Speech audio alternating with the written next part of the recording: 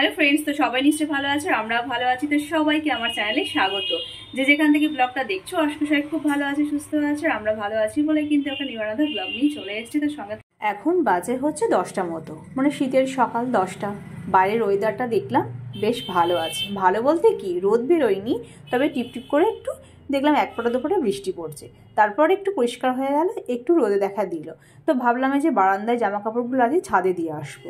ও আবার এটা ভাবতে ভাবতে 10:30টার সময় দেখছি আবার একটু জোরে বৃষ্টি পড়লো।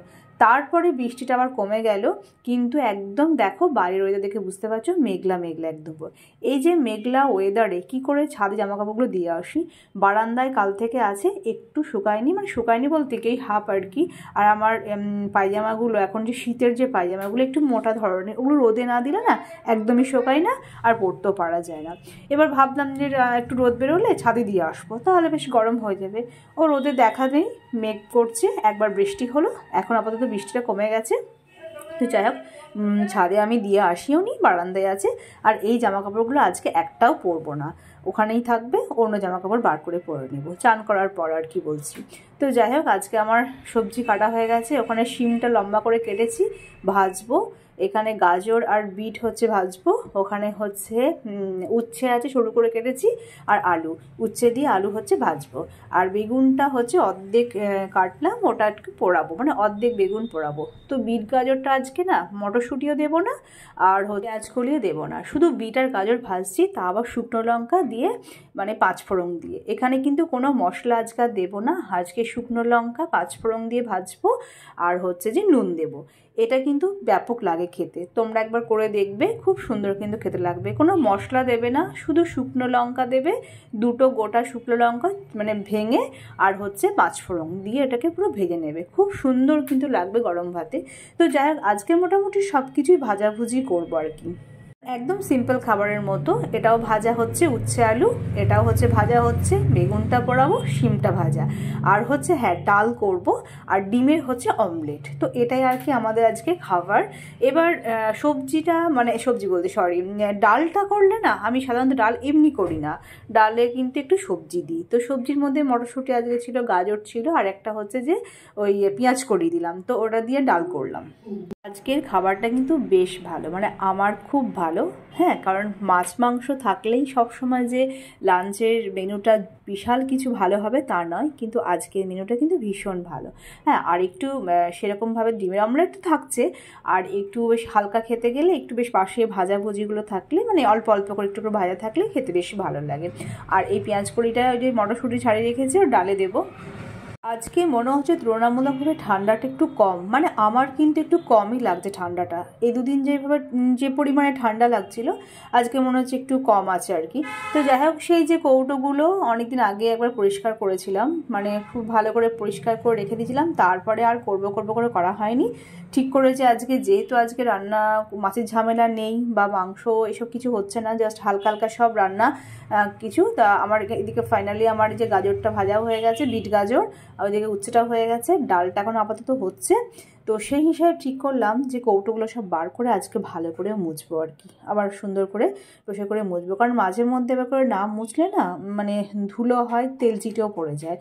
তো সেই হিসাবে আজকে আবার ঠিক করলাম, সময় যেহেতু আছে সেহেতু ঠিক করলাম আজকে আবার বার করে এগুলো ভালো করে মুছবো। আর এখানে শিমটা জাস্ট সব রকম মশলা দিয়ে সেদ্ধ করে নিয়েছি আগে। সেদ্ধ করে নেওয়ার পর ভাজলে কিন্তু শিমগুলো প্রচণ্ড নরম হয়। মানে এখানে নুন, লঙ্কা গুঁড়ো, হলুদ গুঁড়ো দিয়ে সেদ্ধ করেছি, তারপর আর কি ভাজবো। আমাদের দৈনন্দিন জীবনে না টুকিটাকি প্রচুর কাজ থাকে, যেগুলো আমরা গাফিলতি করে করতে চাই না, করলেই কিন্তু পরিষ্কার পরিচ্ছন্ন থাকে, বাট আমাদের গাফিলতি করে অনেক কিছু কাজই করা হয় না। এই যে এইগুলো কৌটোগুলো করবো, তো করবার ঠিক করেছি, দেরি হলেও কিন্তু আজকে আমি করবো। কাজগুলো করছি বলে কিন্তু শীতটা কম লাগছে। ঘরে চুপচাপ বসে থাকলে কিন্তু শীতও লাগে বেশি, তাই না? কাজ করলে কিন্তু অত শীত লাগে না। তো যাই হোক, এইগুলো সেই আগে একদিন করেছিলাম কৌটোগুলো পরিষ্কার, আজকে আবার বার করে পরিষ্কার করে নিলাম। এখন আবার করব না কয়েকদিন, তারপরে আবার পরে করব। মাঝে মধ্যে একবার করে পরিষ্কার করে নিলে কিন্তু অনেক কদিন না করলেও কিন্তু চলে যায়। হাজব্যান্ডের অফিসে প্রত্যেক বছরই কিন্তু পিকনিক থাকে, তো এবারে কিন্তু আমাদের আর পিকনিক করা হলো না, কারণ যে টাইমে পিকনিকটা ডেটটা পড়েছিল সেই টাইমে কিন্তু আমি মায়ের ওখানে ছিলাম। তো কলকাতায় ওখানে ডাক্তার দেখাচ্ছিলাম, তো ডাক্তার দেখানোর সময় তো আর অ্যাটেন্ড করা যায় না। তো আমার হাজব্যান্ড আমাকে বলছিল যে পিকনিকের কিন্তু ডেট পড়েছে, কারণ আমরা প্রত্যেক বছরই কিন্তু পিকনিক অ্যাটেন্ড করি এবং ভীষণ এনজয় করি সবাই মিলে। কিন্তু এবারে আর পিকনিক অ্যাটেন্ড করা গেল না। যেতে পারলে হয়তো ভীষণ ভালো হতো, মানে আনন্দ করতে পারলে তো সবারই ভালো লাগে, কার না ভালো লাগে।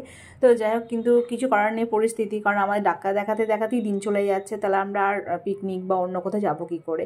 আর অন্য কোথাও যাওয়ার কিন্তু আমরা এখন নাম করিও না, কোথাও যাবও না, মানে ঘুরতে যাওয়ার কথা বলছি।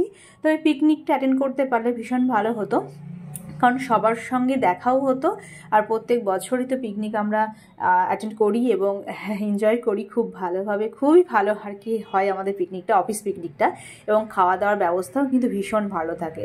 তো যাই হোক, এবারে আর পিকনিক অ্যাটেন্ড করা হলো না, কারণ সেই সময়টার ডেট এমনই ডেট হয়েছে। আর ডেটটা তো আর একজনকে নিয়ে হয় না, ডেটটা সবাই মিলে ফাইনাল করা হয়। তো যে ডেটটা ফাইনাল করা হয়েছিল সেই ডেটে আমরা থাকতে পারিনি। সেই ডেটে আমরা তখন ডাক্তার দেখাচ্ছিলাম, কলকাতায় ছিলাম, মানে কলকাতাতেই আর কি ডাক্তার দেখাচ্ছি।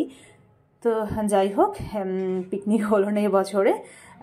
জানি না সারা বছরটা কেমন কাটবে, ভালো কাটলেই ভালো। আশা করি সবারই খুব ভালো কাটুক, আমরাও চাই আমাদেরও ভালো কাটুক, আমরাও কোনো ভালো সুখবর পাই, এরকম আর কি আশা নিয়ে থাকি। তো যাই হোক, আমার রান্না ফাইনালি কমপ্লিট হয়ে গেল। আর এখন আমি গ্যাসটাও মুছে নিলাম। আমার কাছে কিন্তু গ্যাস মোছাটা কিন্তু বিশাল একটা হ্যাপার কাজ, তবুও কিছু করার নেই, গ্যাসটা মুছতেই হবে। মুছে নিলাম গ্যাস। তারপরে ঠিক করলাম যে ভাতটা লাস্টে করব, মানে লাস্ট বলতে গ্যাস পরিষ্কার করে মোছার পর তারপর ভাত চাপাবো। কারণ যেহেতু টাইম ছিল হাতে, এই রান্নাগুলো না আমার অনেকক্ষণ আগেই হয়ে গেছে, এই ভাজাভুজি রান্নাগুলো। বেগুনটাও কিন্তু মাখা হয়ে গেছে আমার।